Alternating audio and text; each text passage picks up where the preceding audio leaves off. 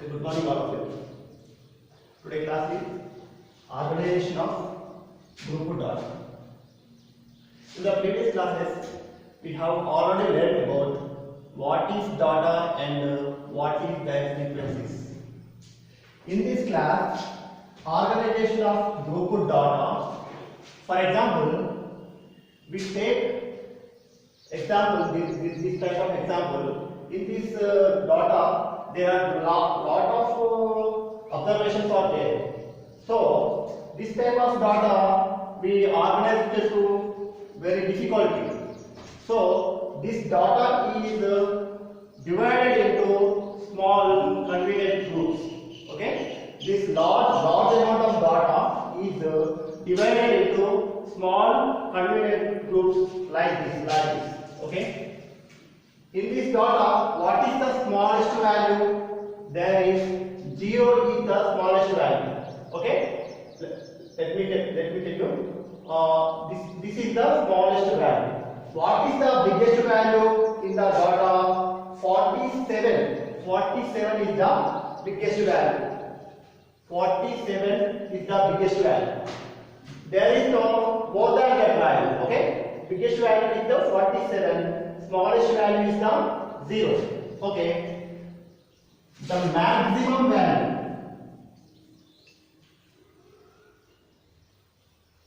Maximum value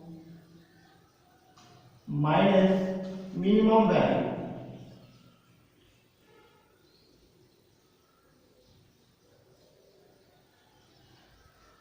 In the data, 0 is the minimum value and 47 is the maximum value. So the difference between maximum value and minimum value is the range of the data. Okay.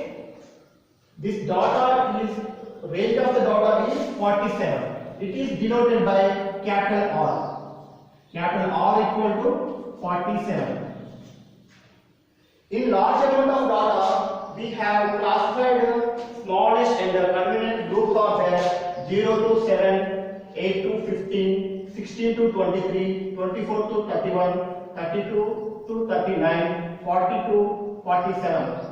This classification is called class interval. Okay, this is class interval. This value is lower limit and this value is upper limit.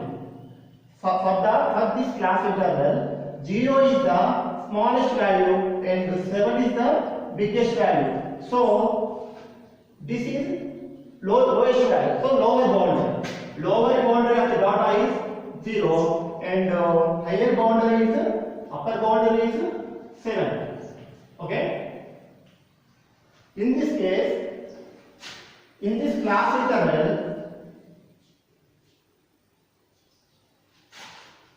lower boundary and upper boundary. Difference between upper boundary and lower boundary. 7 minus 0.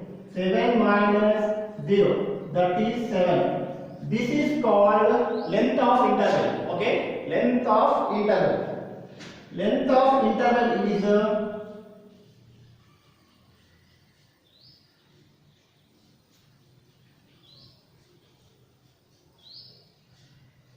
is denoted by capital C, that is 7. So here the length of the class interval is capital denoted by capital C. The value is 7. If the length of the value remains constant for every class interval. Okay, every class interval the length of the class interval is remains constant. And 8 is the lower boundary of this class interval and 15 is the upper limit of this interval. Okay, right, like this. This is all 16, 24, 32, 40 respectively lower boundaries to the particular class intervals. 16, 24, 32 and 40 and 23, 31, 39, 47 are upper boundaries of particular class intervals. 23, 31, 39 and 47. These are lower limits and these are upper limits. Okay.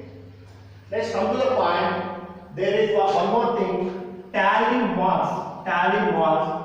This is the one technique to identify the values in the given data. In large amount of given data, for our convenience, there are suppose this is frequency of this particular interval. So we write like this: one horizontal line, one horizontal line, one horizontal line, one horizontal line. For 4 frequencies are there. Okay. Next class interval there are 6 is the frequency. So I am writing like this: one horizontal line, one horizontal line, one horizontal line, one. Fifth one, we have to cross the all 4 lines. Okay. This is the set of tally mark.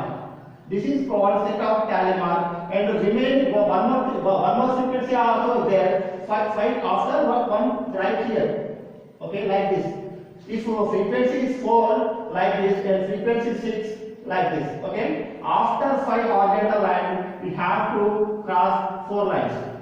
This is the tally mark indications. And come to the point.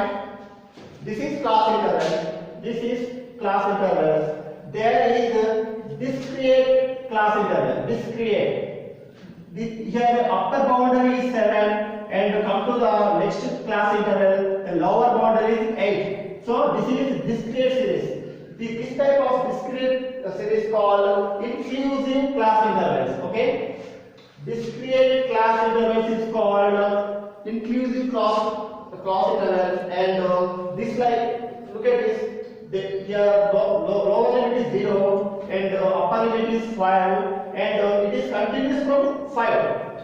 Here the upper limit of the class interval and here lower limit of the class interval is same.